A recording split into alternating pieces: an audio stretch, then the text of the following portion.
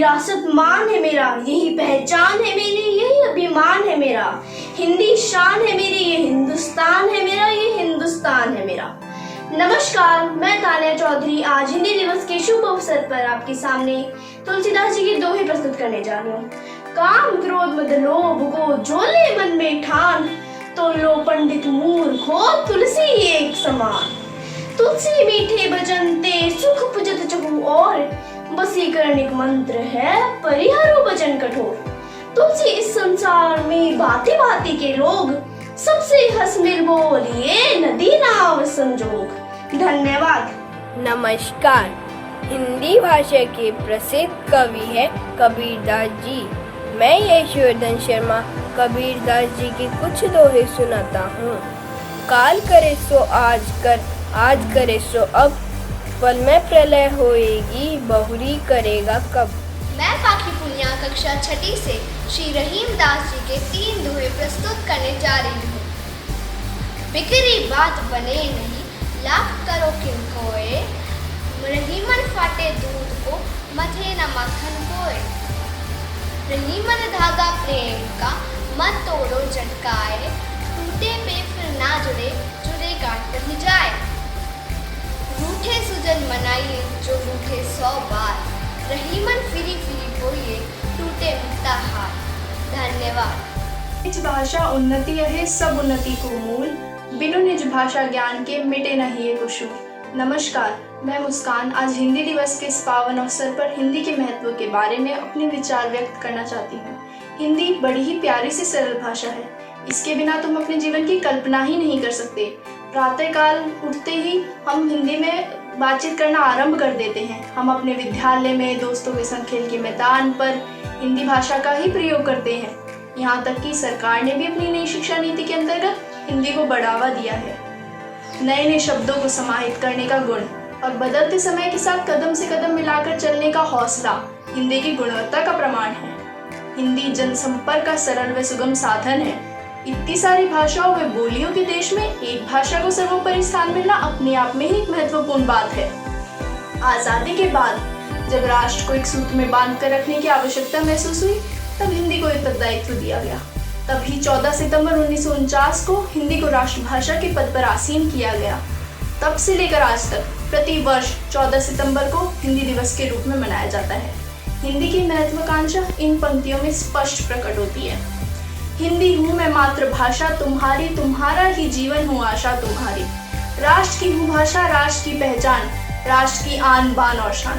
राष्ट्र का हूँ गुरु, राष्ट्र की संस्कृति, मेरे नाम पर बनी कितनी महान कृति। निराला पंथ महादेवी ने की सेवा मेरी, गीता हूँ मैं, गंगा हूँ मैं, गर्विता हूँ मैं, इस पावन सलीला की पुनित वसुंधरा हूँ मैं। कश्मीर से कन्याकुमारी तक, बंग से कच्छ तक गूंजने वाली ध्वनि हूँ मैं, लय हूँ मैं हूँ भाषा, मातृभाषा, राष्ट्र की भाषा। सरल देवनागरी लिपि, उन्नत व्याकरण मेरा, वैज्ञानिक है शब्द मेरे, वृहत मेरा शब्दकोश। भारत की पहचान का सशक्त माध्यम हूँ मैं। 14 सितंबर एक दिवस की मोहताज नहीं, तुम्हारी इस धरती से उपजी पूरी जिंदगी हूँ मैं। भाषा व्याकरण वाणी ही नहीं, स्वामिनी हूँ मैं हिंदी केवल एक माँ हूँ, तुम सबकी जान हूँ। मैं हिंदी केवल एक माँ हूँ, तुम सबकी जान हूँ। धन्यवाद। शुभ प्रभात, मेरा नाम जानवी शर्मा है। मैं कक्षा 6 में पढ़ती हूँ। आज मैं आपके सामने दोहे प्रस्तुत करने जा रही हूँ।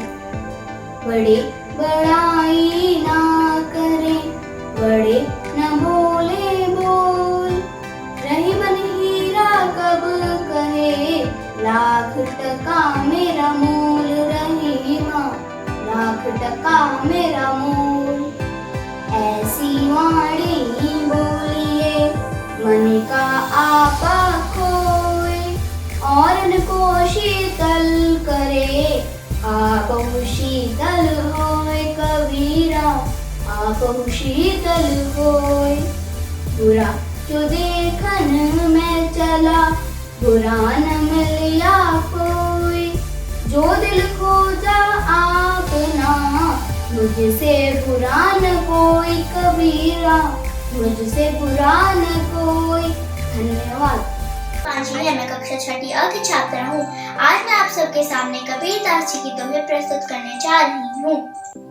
माटी कहे कुम्हार से, तू क्यों रोंदे मोय, माटी कहे कुम्हार से, तू क्यों रोंदे मोय। एक दिन ऐसा आएगा मैं रोंदूंगी तोय, कबीरा मैं रोंदूंगी तोय। चलती चक्की देख कर दिया कबीरा रोए, चलती चक्की देख कर दिया कबीरा रोए। दो पाटन के बीच में साबुत बचान कोय, कबीरा साबुत बचान कोय। पत्ता टूटा डाल से ले गई पवन उड़ाए, पत्ता टूटा डाल से ले गई पवन उड़ाए।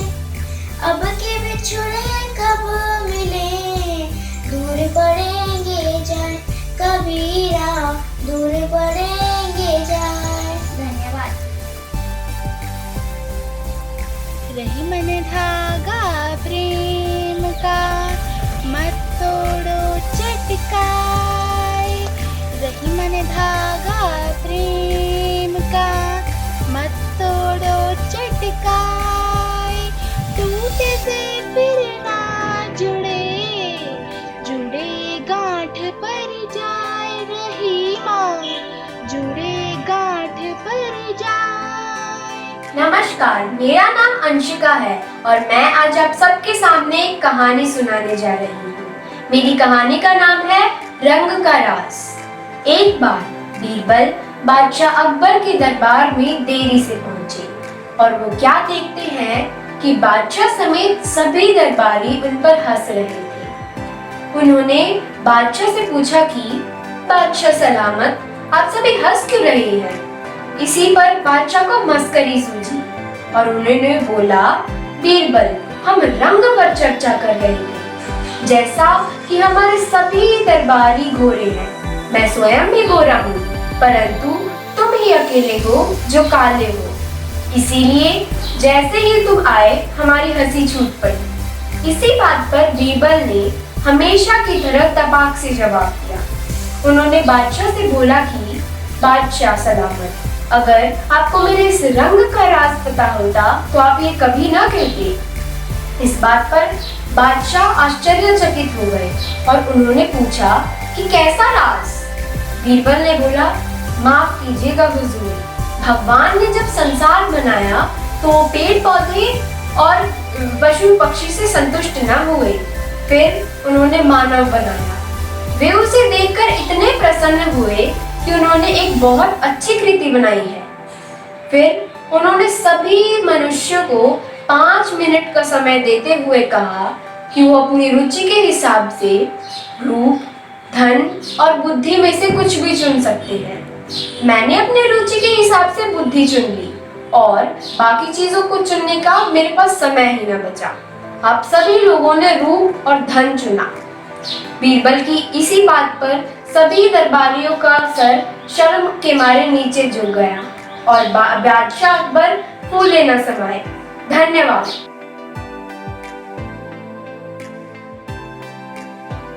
नमस्ते। आज हिंदी दिवस के इस शुभ अवसर पर आप सभी के समक्ष एक कविता प्रस्तुत है। मैं तूफानों में चलने का आदी हूँ, तुम मत मेरी मंजिल आसान करो।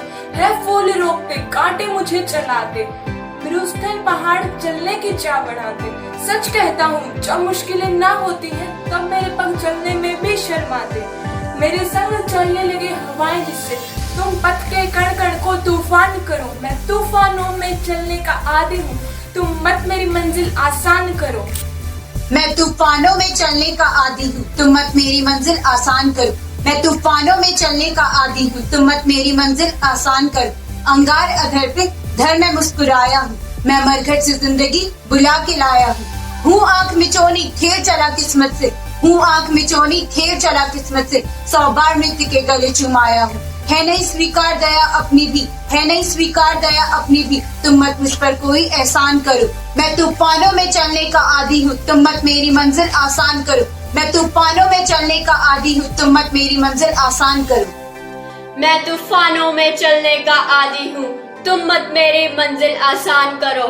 श्रम के जल से राह सदा सींचती है, गति की मशाल आंधी में ही हंसती है। शोलों से ही श्रृंगार पथिक का होता है, मंजिल की मांग लहू से ही सजती है। पग में गति आती है छाले छिलने से, तुम पग पग पर चलती चट्टान धरो। मैं तूफानों में चलने का आदी हूँ, तुम मत मेरी मंजिल आसान करो।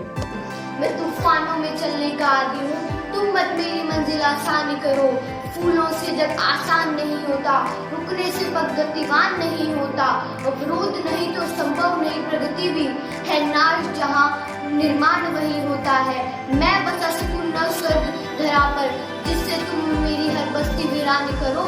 मैं तूफानों में चलने का आदी हूँ, तुम मत मेरी मंजिल आसान करो। तुम मत मेरी मंजिल आसान करो। धन्यवाद। नमस्कार दोस्तों, मेरा नाम दीप्ति है। मैं कक्षा 8वीं स में पढ़ती हूँ। आज मैं आप सभी को एक कहानी सुनाने जा रही हूँ, जिसका शीर्षक है भगवान और किसान। एक समय की बात है, एक गांव में बिरजू नामक एक किसान रहता था। उसकी फसल सदैव नष्ट हो जाती थी आंधी, तूफान, ओलों के कारण। एक दिन जब वह अपनी खेत की ओर जा रहा था, तो वह देखता है कि उसकी फसल पूर्णतः नष्ट हो चुकी है कल के आए तूफान से। वह भगवान से अत्यंत उदास होता है और कहता है कि हे प्रभु, मुझे आप 1 वर्ष का मौका दें कि मैं जैसा मौसम चाहूँ वैसा मौसम हो जाए। भगवान प्रकट होते हैं और कहते हैं कि ठीक है बिरजू, तुम जैसा मौसम चाहोगे 1 वर्ष के लिए वैसा ही मौसम हो जाएगा। बिरजू अत्यंत प्रसन्न हो जाता है और वह गेहूं की फसल उगाता है। वह एक बार भी आंधी, तूफान या ओले नहीं गिरने देता। भगवान जब भी उन्हें धूप चाहिए होती तो भगवान उसे धूप प्रदान करते। जब उन्हें पानी चाहिए होता तो वह बारिश कर देते। बिरजू अत्यंत प्रसन्न था कि मैंने तो इस वर्ष एक बार भी आंधी तूफान नहीं आने दिया, तो इस बार मेरी फसल अत्यंत अच्छी होगी। जब फसल काटने का समय आया तो वह क्या देखता है कि उसकी फसलों में एक भी गेहूं का दाना नहीं उगा है। वह अत्यंत उदास होकर भगवान को स्मरण करता है और कहता है कि हे प्रभु, ना तो मैंने एक बार भी आंधी आने दी, ना मैंने तूफान आने दिया। इनको अच्छे से धूप पानी भी मिला है, फिर इनमें एक भी गेहूं का दाना क्यों नहीं है? तो भगवान कहते हैं कि तुमने इन्हें संघर्ष ही नहीं करने दिया। अगर ये संघर्ष करते तो और निखरते और इनमें गेहूं का दाना उगता। इसलिए दोस्तों, हमें इस कहानी से यह शिक्षा मिलती है कि हमें अपनी ज़िंदगी में जितनी भी चुनौतियाँ, संघर्ष, कठिनाइयाँ आती हैं, उनका डटकर सामना करना चाहिए, उनसे भयभीत नहीं होना चाहिए। क्योंकि हमारी ज़िंदगी में जितनी भी चुनौतियाँ, कठिनाइयाँ आती हैं, उससे हम और निखरते हैं। इसलिए अपनी चुनौतियों को डटकर सामना करें और संघर्ष करें। धन्यवाद। नमस्कार, मेरा नाम चैतीपर्णा दास। मैं कक्षा 6। धीरे धीरे रे मना, धीरे सब कुछ होए। माली सींचे सौ घरा, ऋतु आए फल होए कबीरा, ऋतु आए फल होए। मलमल धोए शरीर को, धोए ना मन का मैल। नहाए गंगा गोमती, रहे बैल के बैल, कबीरा रहे बैल के बैल। धन्यवाद। शुभ प्रभात, मेरा नाम चार्ली है। मैं कक्षा 6 की छात्रा आज आप सबके समक्ष 3 कबीरदास जी के दोहे प्रस्तुत करने जा रही हूँ। मेरा पहला दोहा है। बुरा जो देखन में चला, बुरा न मिला कोई, जो दिल खोजा आपना, मुझसे बुरा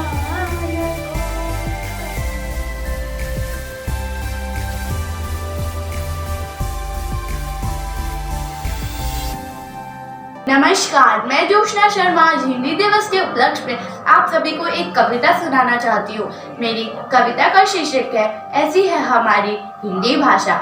जन जन की भाषा है हिंदी, भारत की आशा है हिंदी, जिसने पूरे देश को जोड़े रखा वह मजबूत धागा है हिंदी, वह मजबूत धागा है हिंदी। हिंदुस्तान की गौरव गाथा है हिंदी, हिंदुस्तान की गौरव गाथा है हिंदी। एकता की अनुपम परंपरा है हिंदी, जिसके गर्भ से रोज नई कोपलें फूटती हैं, जिसके गर्भ से रोज नई कोपलें फूटती है। ऐसी कामधेनु धरा है हिंदी, ऐसी कामधेनु धरा है हिंदी, जिसने गुलामी में क्रांति की अलख जगाई, जिसने गुलामी में क्रांति की अलख जगाई। ऐसे वीरों की प्रसिद्ध है हिंदी, ऐसे वीरों की प्रसिद्ध है हिंदी, जिसके बिना हिंद थम जाए, जिसके बिना हिंद थम जाए। ऐसी जीवन रेखा है हिंदी, ऐसी जीवन रेखा है हिंदी, जिसने काल को भी जीत लिया है, जिसने काल को भी जीत लिया है। ऐसी काल जयी है हिंदी, ऐसी काल जयी है हिंदी। सरल शब्दों में कहा जाए तो, सरल शब्दों में कहा जाए तो जीवन की परिभाषा है हिंदी, जीवन की परिभाषा है हिंदी। जय हिंद, जय हिंदी, जय हिंदुस्तान। धन्यवाद। नमस्कार, आज मैं आप सभी के समक्ष एक कविता प्रस्तुत करने जा रही हूँ। मेरी कविता का शीर्षक माँ है। हम एक शब्द है, वह पूरी भाषा है, हम कुंठित है, वह भी लाशा है, बस यही माँ की परिभाषा है। हम समुद्र का है तेज, तो वह झरनों का निर्मल स्वर है। हम एक शूल है, तो वह सहस्त्र डाल प्रखर है। हम दुनिया के हैं अंग, यह उसकी अनुक्रमणिका है। हम पत्थर की है संग, तो वह कंचन की कृणिका है। हम बेसुर है, वह भाषण है, हम सरकार है, वह शासन है। हम लवकुश है, वह सीता है, हम छंद है, वह कविता है। वह समस्त ब्रह्मांड का उद्गम है, तो हमें हमारी माँ पर नाज है। बस यही माँ की परिभाषा है, बस यही माँ की परिभाषा है। धन्यवाद।